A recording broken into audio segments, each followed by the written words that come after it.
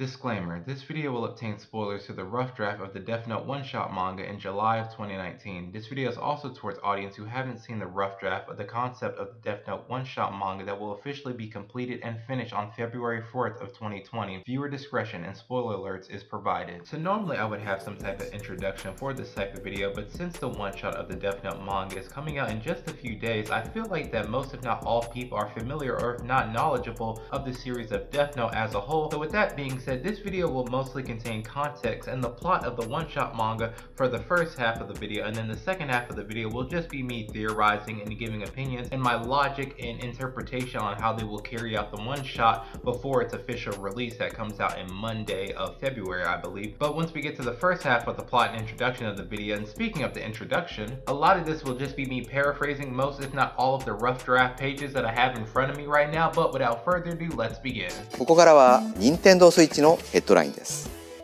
ご覧ください。Which is it? We catch Kira! I would never dream about living in a world without light. Yes, that would be dark.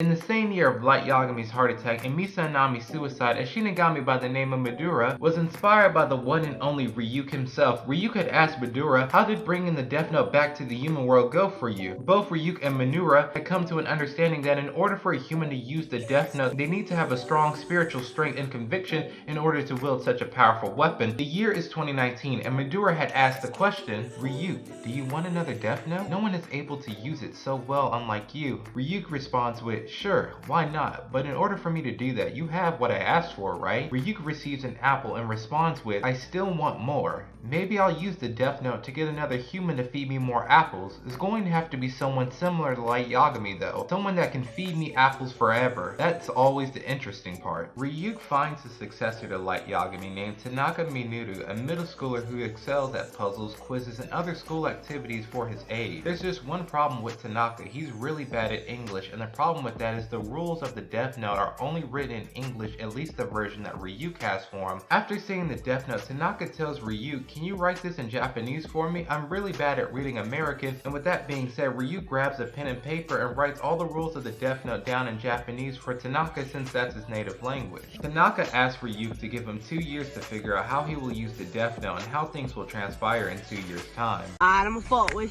2 years have finally passed and Ryuk had asked Tanaka the question, so what are you going to do with the Death Note? And Tanaka responds with, I've come up with an idea. I'm going to sell the notebook. Now of course with Ryuk and Tanaka's storyline out the way, it's time to see what Nier, also known as the New L in this time, is doing against the organization. Now of course the conversation that takes place during the organization and the New L is a long and strategic turn of events, so I'm just going to remind everybody that I'm just paraphrasing most if not all these last few pages and just kind of shortening everything down to the most important parts of this video to not drag out everything to be as long as this video already is. So without further ado, let's begin. Nier, also known as the New L, is 28 years old in the storyline who has made a prototype to detect and search for Shinigamis roaming around the human world. Nier had came up with this idea ever since the final confrontation with Light Yagami years ago. Nier had also explained to everyone that during that final ordeal, whoever had touched the notebook during that year will always be able to see Ryuk until he vanishes. Fast forward a few chapters ahead and Nier comes to the conclusion that someone is trying to sell the Death Note through online means. Nier even states that the Death Note is the most dangerous weapon known to mankind. The New L final statement before the chapter comes to a close is that whoever sells the Death Note online is not at fault. However, the person who possesses and owns the Death Note itself is against the law. Now with the main storyline out the way, it's time for the discussion part of the video. Now of course, since this is a one-shot that everyone's been long awaiting for, no matter the outcome, the main character Tanaka will get away with not only a bag following him, but with us potentially seeing the main threat who will obtain the Death Note in this one-shot is absolutely exciting. And since the story is taking place in 2019, I wonder if Tanaka and they are going to battle it out not just through their intelligence, but since the Death Note is being taken place online, is the battle between Tanaka and they are going to be them hacking each other between who has the best VPN service, which one of these two forgot to renew their OnlyFans subscription, and the most important thing is which one of these two main characters has a sponsorship with Raid Shadowlands. Vieni, Giorno Giovanna!